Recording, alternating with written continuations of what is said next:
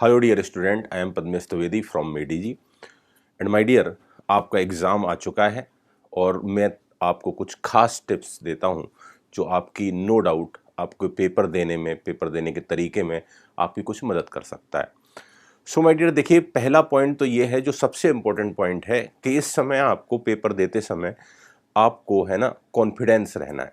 Confidence रखना है अपने ऊपर, अपनी स्टडीज़ पे। आपने जो जो पहले पढ़ा है उस पर भरोसा करना है। सबसे पहले आप जो है ना कोशिश करिए कि पहली बार जो पेपर अटेम्प्ट करेंगे आप, तो एक क्वेश्चन को एक ही अटेम्प्ट दें। मतलब माय डियर, अगर आपने एक बार सॉल्व किया और वो क्वेश्चन नहीं हुआ तो आपको लगता है उसकी डिफ़िकल्टी लेवल के हिसाब से आप उसमें एक स्टार मार्क कर सकते हैं। अगर वो ज़्यादा टफ है और बिल्कुल चांसेस नहीं है कि आगे भी होगा तो उसमें 2 स्टार मार्क कर सकते हैं, और अगर बहुत ही आपके नॉलेज से बिल्कुल बाहर है तो उसको 3 स्टार देके अगले क्वेश्चन पे मूव कर सकते हैं। इससे फ़ायदा ये होगा कि आप हर एक क्वेश्चन को पहली बार अटेम्प्ट करके पूरे पेपर तक लास्ट तक जाएंगे। क्योंकि कई बार क्या होता है, स्टूडेंट जो है एक क्वेश्चन में बार बार उसको अटेम्प्ट करते हैं और अपने ईगो पे ले लेते हैं कि हम क्वेश्चन सॉल्व कर रहे हैं और यार हमसे ये हो क्यों नहीं रहा है। ये बहुत डेंजरस हो सकता है आपके एग्ज़ाम के लिए, क्योंकि अगर हम एक क्वेश्चन में ज़्यादा टाइम देंगे और वो मान लो नहीं हुआ तो हमारा टाइम भी वेस्ट हो जाएगा, क्योंकि time is again a very important criteria. तो आपको क्या करना है, पूरे पेपर को एक बार अटेम्प्ट करना है। हर क्वेश्चन को एक बार आप टाइम दीजिए। पहले एक पेपर को आप इस तरह से कंप्लीट कर लीजिए। आपने स्टार मार्किंग कर रखी होगी, 1 स्टार, 2 स्टार, 3 स्टार। फिर आप क्या करिए, दोबारा अटेम्प्ट करेंगे तो आप सिंगल स्टार वाले प्रॉब्लम्स को अटेम्प्ट करिए।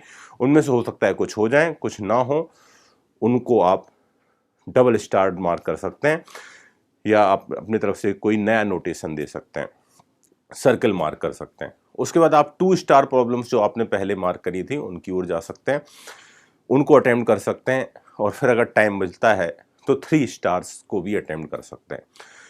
इस तरह से आपका एक एडवांटेज ये होगा कि कई बार क्या होता है, पेपर में बहुत सारे क्वेश्चन बहुत आसान होते हैं, और अगर आप पूरा समय आप किसी एक क्वेश्चन या 4-5 क्वेश्चन में खराब कर देंगे तो आप हो सकता है बहुत आसान क्वेश्चन जो कि आगे आपका वेट कर रहे हों उनमें आप टाइम ना दे पाएँ। हो सकता है वो आप रीड एंड टिक वाले क्वेश्चन को मिस कर जाएँ।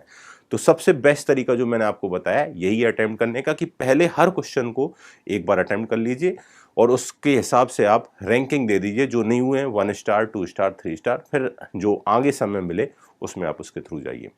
ये हो गया पहला पॉइंट। दूसरा पॉइंट माय डियर ये है कि एग्ज़ाम की एक रात पहले आपको सेंटर पे पहुंच जाना चाहिए या सेंटर की सिटी में पहुंच जाना चाहिए, और कोशिश करना है कि हेक्टिक बचे। पेपर देने के जाने के पहले हमें अपनी हेक्टिकनेस को ख़त्म कर देना है। कोई रूम ले सकते हैं आप, उस सिटी में आप नज़दीक सेंटर के रूम ले सकते हैं, ताकि सुबह का ये भागना दौड़ना जितना कम होगा आप उतने कंफर्टेबल होंगे। अच्छी नींद लीजिए। आपका टाइम जो है, आप रात को रिवाइज करके 12 बजे से ऊपर मत पढ़िए। एग्ज़ाम की एक रात पहले या 2 रात पहले आप 12 के पहले सो जाइए और सुबह टाइमली अपने सेंटर के हिसाब से आप जग सकते हैं 6 बजे, 7 बजे। और उस हिसाब से आप मॉर्निंग में फिर कुछ नहीं पढ़ना है। आप चाहें तो बस फॉर्मूले देख सकते हैं। कोई भी नई चीज़ आपको एग्ज़ाम के 1-2 दिन पहले से अटेम्प्ट नहीं करनी है, ना उनके बारे में सोचना है, ना उनको पढ़ना है। आपने जो अभी तक पढ़ा है उन्हीं को लेके आप जाइए और कॉन्फिडेंस रखिए। माय डियर, एक बात हमेशा याद रखिए, हमें 100% स्कोर नहीं करने हैं। हमने क्लास नोट्स जो पढ़े हैं, हमने जो अपनी पूरे ईयर में स्टडी करी है, आप उनको अगर अच्छे से करके जा रहे हैं तो अगर आप 70-80% मार्क भी ले आते हैं तो बहुत अच्छे से आपका सिलेक्शन हो जाएगा।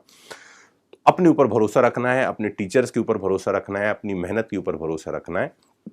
ये हो गया आपका दूसरा पॉइंट, कि एग्ज़ाम में आपको एक दिन पहले या एक रात पहले आपको सेंटर के क्लोजेस्ट पहुंच जाना है। अपना हेक्टिक अगले दिन के लिए नहीं रखना है कि भाई हम सुबह पता चला कि आप 4 घंटे की जर्नी करके जा रहे हैं, तो ये थोड़ा डेंजरस हो सकता है। एक दिन पहले आप वहाँ रीच करिए और अपने सेंटर को हो सकता है विजिट कर लें तो फ़ायदे में रहेंगे। और आपको कोई भी नई चीज़ अब नहीं पढ़नी है, जो पढ़ चुके हैं बस उसी को पढ़ना है। प्रॉपर नींद लीजिए। 12 बजे के पहले ही सो जाना है आपको, एक दिन पहले, एक रात पहले एग्ज़ाम के। और मॉर्निंग में अपने सेंटर की डिस्टेंस के हिसाब से आप मैनेज कर सकते हैं टाइमिंग को। अगला पॉइंट माय डियर, अगला पॉइंट जो है, कई स्टूडेंट जो एक बहुत कॉमन मिस्टेक करते हैं, मैं जानता हूं कि वो क्या करते हैं कि पहले सारे क्वेश्चन कर लेते हैं और बाद में बबल्स फिल करते हैं। माय डियर, ये दुनिया का सबसे ब्लिंडर काम है, इसको कभी नहीं करना है। आप क्या करिए, आप अगर 10 क्वेश्चन कर ले रहे हैं शुरुआत के, तो 10 सर्किल पहले मार्क कर लो, फिर आगे के 10 अटेम्प्ट करो। नहीं तो माय डियर, मैंने ऐसे बहुत सारे स्टूडेंट देखे हैं जो क्या करते हैं, बेचारे पूरा पेपर अटेम्प्ट कर लेते हैं और लास्ट में जब सर्कल भरने की बारी आती है तो माय डियर वो सर्किल भरने का टाइम नहीं मिलता है, बहुत बड़ी गलती हो जाती है।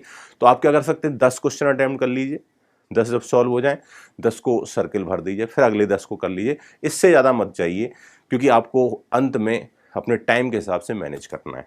ठीक है, तो ये भी बहुत इंपॉर्टेंट पॉइंट है जो आपके लिए एग्जाम के लिए बेनिफिशियल हो सकता है, इसको जरूर अपनाइएगा। नेक्स्ट माय डियर, कोशिश आपको ये करनी है कि बहुत अवॉइड करना है जबरदस्ती क्वेश्चन को अटेम्प्ट करने में। मतलब अगर आप किसी क्वेश्चन के बारे में पढ़ के नहीं गए हैं, आप उसकी नॉलेज नहीं रखते हैं, तो ज़्यादा अच्छा उसको छोड़ दो, क्योंकि नेगेटिव मार्किंग बहुत नुकसान कराती है। आप कभी तुक्के से सेलेक्ट नहीं हो सकते, इस बात को हमेशा ध्यान रखिएगा। नेगेटिव मार्किंग और क्वेश्चन को छोड़ने से हमें अपने आप को ईगो बीच में नहीं लाना है कि यार नहीं ये हो क्यों नहीं रहा है। आप छोड़ सकते हैं, आपको 100% स्कोर नहीं करना है, जैसे मैंने आपके कहा आपको 70 to 80% ही स्कोर करना है, उतने में आपका काम बहुत अच्छे से हो जाएगा। सो आई होप मैंने जो आपको टिप्स दी हैं ये आपको कुछ एडवांटेज करा सकती हैं। मैं पद्मेश द्विवेदी मेडी जी की तरफ से आपके लिए बेस्ट विशेस देता हूं, आपको शुभकामनाएं देता हूं। पूरी मेहनत से जाइए, पेपर दीजिए, अपनी मेहनत को अपने टाइम को जो है यूटिलाइज करने का समय आ चुका है। आपने जो साल भर किया, अब आप उसको एग्जाम के रूप में देने वाले हैं, और जो कि आपके लाइफ और फ्यूचर के लिए एक बहुत बड़ा जो है स्तंभ बन के खड़ा होगा। हो सकता है आपकी जॉब लग जाए, आपके परिवार वाले कितने खुश होंगे।